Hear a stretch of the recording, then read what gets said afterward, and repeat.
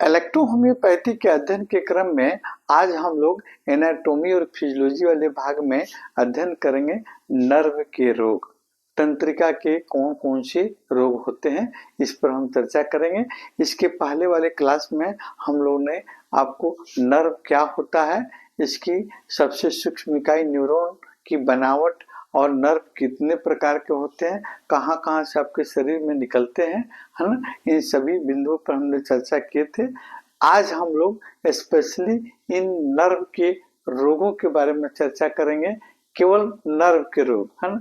तो हमारे पूरे शरीर में नर्व की जाल बिछी हुई है ना, और नर्व की कई बीमारियां हो सकती है जो हमारे शरीर के अलग अलग भागों को प्रभावित कर सकती हैं। पैरों को, हाथों में, सिर में, है ना, कहीं भी आपको कर सकती है। तो फिर इन रोगों को हम आपको न्यूरोपैथी के नाम से जानते हैं। न्यूरो मीन्स नर्व और तंत्रिका, इसको तंत्रिका कहते हैं, न्यूरोपैथी, है ना।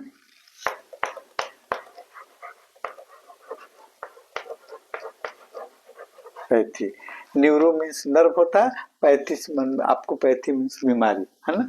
और फिर तो शुरू करते हैं आपको इन नर्व के रोग। नर्व के कौन कौन से रोग होते हैं। सबसे पहले आपको न्यूराइटिस, है ना, न्यूराइटिस यानी आपके नर्व में सूजन हो जाना, है ना। न्यूरो मीन्स होता है नर्व, आइटिस मीन्स आपको सूजन होना, यानी नर्व में आपको सूजन होना। इसकी भी हम आपको अलग अलग शाब्दिक अर्थ देखते हैं। तो ये आपका आइटिस, है ना, आइटिस मीन्स होता है आपको सूजन, है ना, सूजन। और फिर आपको न्यूरो मीन्स होता है नर्व, है ना, नर्व में सूजन होना। और फिर आपको दूसरी नंबर की बीमारी, इसमें आपको पेरिफेरल न्यूरोपैथी, है ना, पेरिफेरल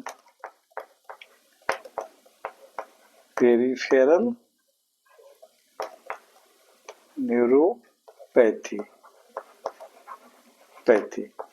पेरी मीन्स होता है आपको आसपास या बाहर, है ना, या चारों ओर, है ना। और फेरल मीन्स होता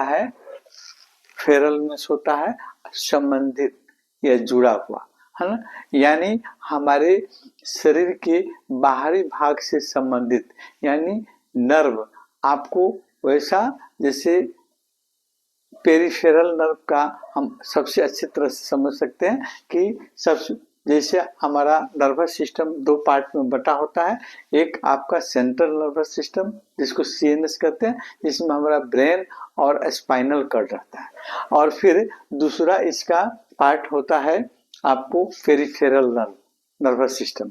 तो पेरिफेरल यानी हमारे ब्रेन या मस्तिष्क और आपको बैकबोन की नर्व की बाहरी शाखाएं, है ना, यानी आपके बैकबोन और ब्रेन के बाहर की नसें, है ना, इससे जैसे आपको यहाँ से बाहर की, जैसे ये आपको बैकबोन हो गया, ये आपका ब्रेन हो गया, है ना, ये ब्रेन हो गया, यहाँ से निकली इसकी बाहरी शाखाएं जो आपको पेरिफेरल नर्व कहलाती है ना। ये पेरिफेरल नर्वस सिस्टम के अंदर हम लोग पढ़ेंगे, है ना। इसके लिए भी हमने आपको अगले क्लास में हम बताएंगे पेरिफेरल नर्वस सिस्टम क्या होता है। विगत क्लासों में मैंने इसकी चर्चा की थी और इसके बारे में पढ़ाया भी है। आप उसका वीडियो नंबर 268 आप देखकर लाभ उठा सकते हैं।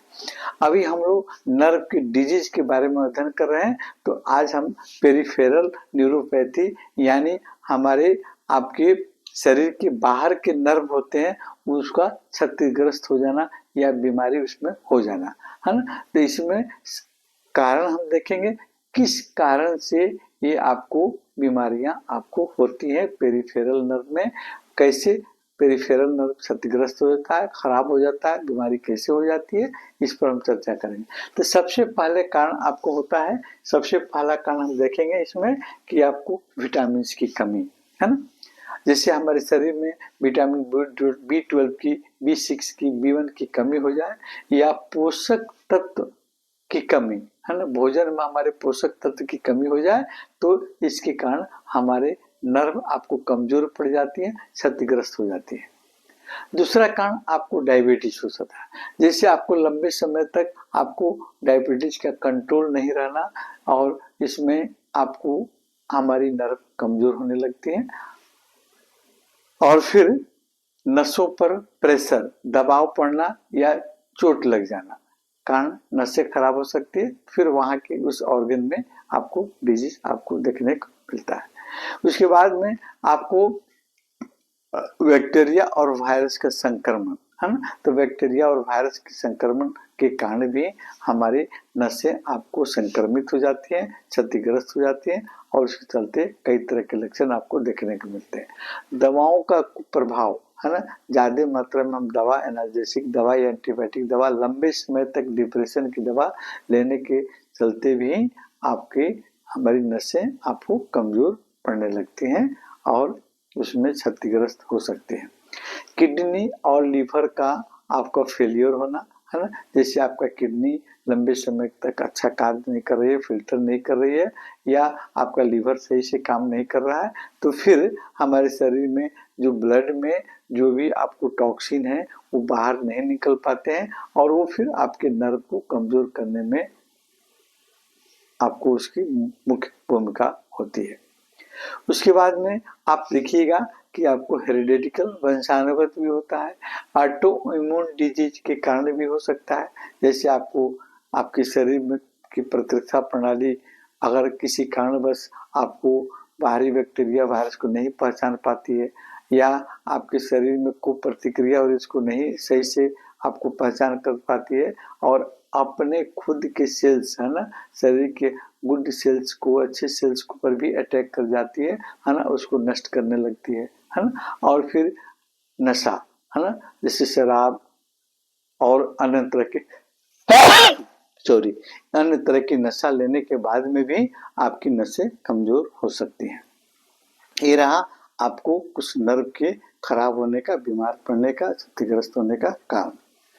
लक्षण क्या क्या देखने को मिलती है, तो सबसे पहले हमारे हाथों पैरों में सुन्नापन, झिनझिनी होना और फिर स्पर्श करने पर कम स्पर्श महसूस होना या अधिक स्पर्श महसूस होना, जलन और दर्द युक्त जलन, तेज चुभन जैसे दर्द, है ना, और फिर मांसपेशियों की कमजोर होना और कोई सामान पकड़ने में आपको दिक्कत महसूस होना, कठिनाई महसूस होना, कभी कभी चलने फिरने में भी परेशानी हो जाती है, जैसे सैटिका वगैरह के केस में देखिएगा। और फिर आपको कभी कभी गिर जाना, है ना, भी सिम्टम आपको देखने को मिलते हैं। मांसपेशियों का में ऐठन युक्त दर्द होना, गर्म ठंडा का महसूस नहीं होना, है ना, या कांटा चुभ जाए, जल जाए, गर्मी या ठंडा का आपको अनुभव नहीं होना, है ना, ये सभी आपको सिम्टम आपको देखने को मिलते हैं। इसके अलावा आपको अधिक मात्रा में पसीना होना या पसीना का कम होना, है ना, पैरों के तलों में, हाथों में, तलहटी में पसीना होना या जलन और लहर आपको होना, है ना, ये सभी सिम्टम आपको नर्व की गड़बड़ी के चलते आपको देखने को मिलते हैं।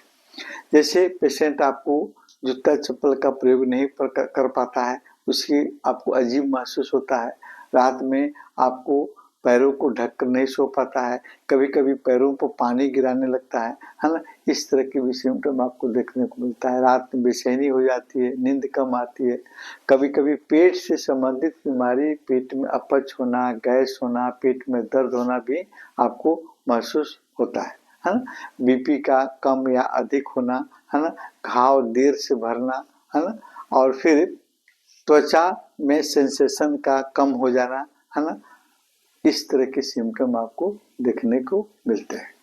तो ये सारे सिम्टम आपको सेंसरी नर्व की गड़बड़ी की चलती भी हो सकती है। जैसे आपके शरीर में, स्किन में आपको सेंसेशन महसूस कम हो रहा है, किल चुभने पर, कांटा चुभने पर महसूस नहीं हो रहा है, देर से महसूस हो रहा है ना, ठंडा गर्म महसूस नहीं हो रहा है तो फिर सेंसरी नर्व के कारण भी हो सकता है। मांसपेशियां कमजोर पड़ जाती है, उसमें क्रैम्पिंग होने लगता है, दर्द होने लगता है, तो ये मोटर नर्व की गड़बड़ी के चलते भी हो सकता है। आपके रिस्ट में, है ना, कलाई में या आपको एल्बो में भी दर्द हो सकता है।